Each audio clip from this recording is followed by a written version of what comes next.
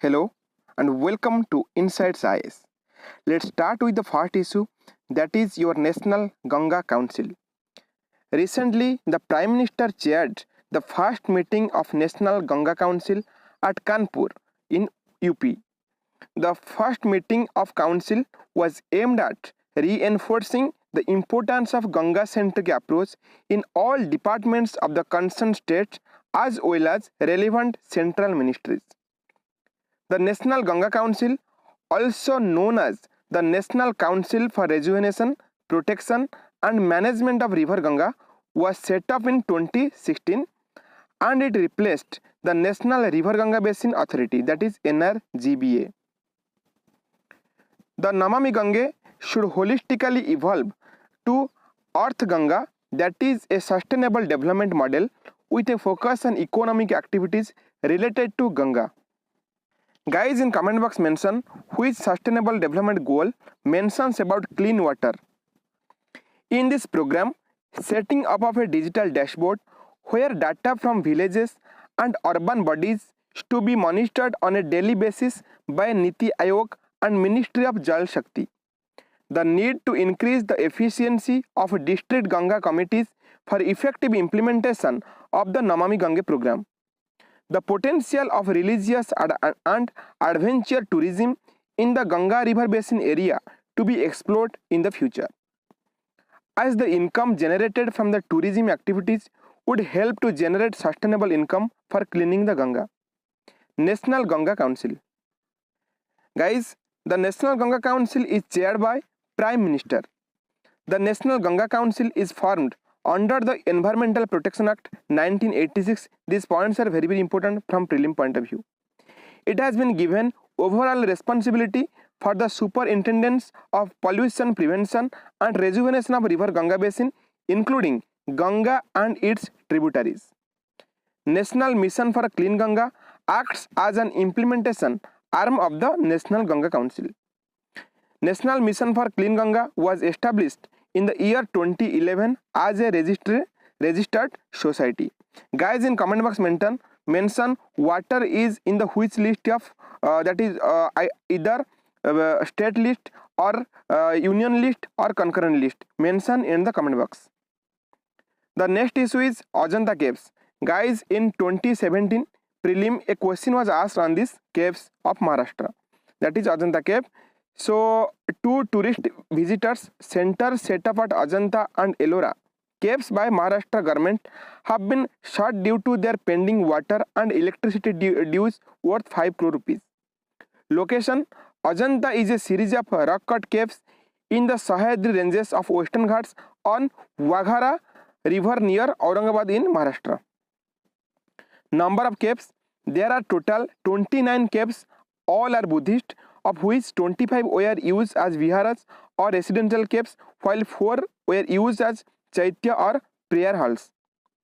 Time of development: the caves were developed in the period between 2200 BC to 650 AD.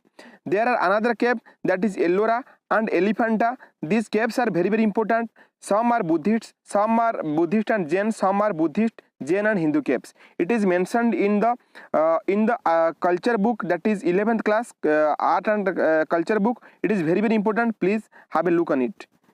The next thing is that the Ajanta Caves were inscribed by the Buddhist monks under the patronage of the Bhakataka kings, that is Harisena being a prominent one out of these kings.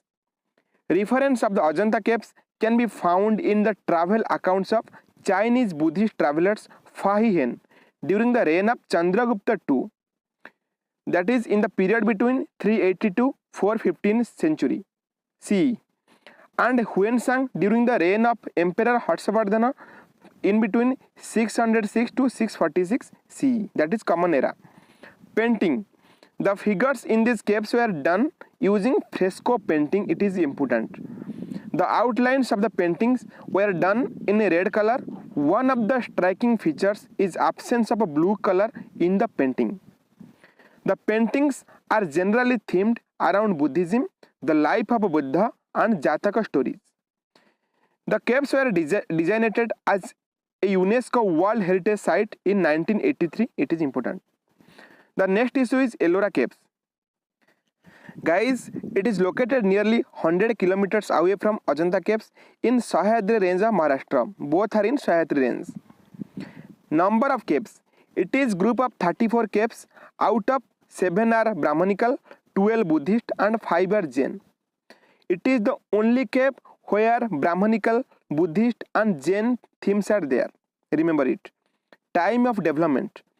These set of caves were developed during the period between 5th and 11th centuries AD, newer as compared to Ajanta Caves by various guilds from Vidarbha, Karnataka and Tamil Nadu. Guys, in 2015 prelims, a question was asked regarding the precedent of the caves in time. That is, which cave came first, that out of Ajanta, Ellora and Elephanta. Time of development. That is why the caves reflect a natural diversity in terms of theme and architectural styles. The Ellora complex was designated a UNESCO World Heritage Site also in 1983. The most remarkable of the cave temples is Kailasa, that is Kailasnath god is there in cave number 16. It is named for the mountain in the Kailasa range of the Himalayas where the Hindu god Shiva resides. Sahyadri range. These western ghats are locally known by different names such as Sahyadri in Maharashtra, Nilgiri Hills in Karnataka and Tamil Nadu, and Anaimalai Hills and Kadamam Hills in Kerala. The western ghats are a north-south chain of mountains or hills that mark the western edge of the Deccan Plateau region. Western ghats are comparatively higher in elevation and more continuous than the eastern ghats. Their average elevation is about 1500 meter with the height increasing from north to south. Anaimudi, that is the height 2695 meter, the highest peak of peninsular plateau, is located in the Anaimalai hills of the western ghats, followed by Doda Beta, whose height is 2637 meter on the Nilgiri hills. Guys, in comment box mention which is the highest peak in eastern ghat. Most of the peninsular rivers such as Krishna and Kaveri have their origin in the western ghats. Government Instant Messaging System, GIMS. Government Instant Messaging System is a prototype of an Indian equivalent of popular messaging platforms such as WhatsApp and Telegram for secure internal use. It will be used by employees of central and state government departments and organizations for secure intra and inter-organization communications. It employs end-to-end encryption for one-to-one messaging. The server hosting GIMS is installed within the country and the information stored would be in government-based cloud. NIC operated data centers that are only meant for use by the government and its departments. This GIMS portal will administer and monitor the working of an app. Besides one-to-one messaging and group messaging, it also provides for documents and media sharing in keeping with the hierarchies in the government system. GIMS is designed and developed by the Kerala Unit of National Informatics Center. The launch of the new app comes after the recent controversy over the WhatsApp breach of some Indian users' mobile device due to Pegasus. The next issue is Strand Hogg. So it looks interesting. Let's discuss about this. The Union Home Ministry has alerted states, warning them about the vulnerability of the Android operating system to a bug called Strand Hogg. It is vulnerability in Android which allows real-time malware applications to pose as genuine applications and access user data of all kinds. It can listen to the conversations, access photo album, read and send messages, make calls, record conversations, get login credentials to various accounts, access private images, files, contact details, call logs, and location information without being apparent to the affected users. So UPSC preparing guys won't be affected that much because they don't have that kind of privacy. They are highly equipped with the Hindu and current affairs, so they don't have problems. So next issue is UNESCO list of intangible cultural heritage. UNESCO has recognized the Nuad Thai masses as part of its representative list of the intangible cultural heritage of humanity. The form of massage is one among over 20 elements that have been chosen for inclusion in the list this year. The other elements include Irish harping, Portugal Carnival of Podence, traditional Turkish archery, and Slovakia's wirecraft and art. The list is made of those intangible heritage elements that help demonstrate diversity of cultural heritage and raise awareness about this importance. The list was established in 2008 when Convention for Safeguarding of Intangible Cultural Heritage came into effect. What is the difference between tangible and intangible? Tangible are those things which you can touch and act upon. Intangible are those things which you can't touch, like dance, music, like that. Intangible cultural heritage. UNESCO maintains 3 lists under its intangible cultural heritage banner. The list of intangible cultural heritage in need of urgent safeguarding, the list of the intangible cultural heritage of humanity, and the register of good safeguarding practices.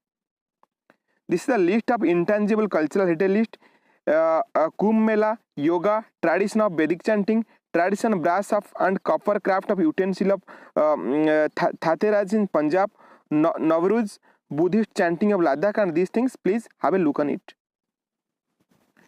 Question in Prelims 2018 was asked, consider the following statement. Aadhaar card can be used as a proof of citizenship or domicile. It is a wrong statement. Once issued, Aadhaar number cannot be deactivated or omitted by the issuing authority. It is also a wrong statement because Unique Identification Authority of India can have the power to deactivate or omit this thing. So option D is the right answer. Let's move to the next question, which is asked in Prelims 2016.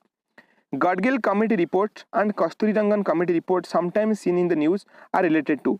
This is answer D. All knows it. So it is easy question. Thank you guys. Have a nice day.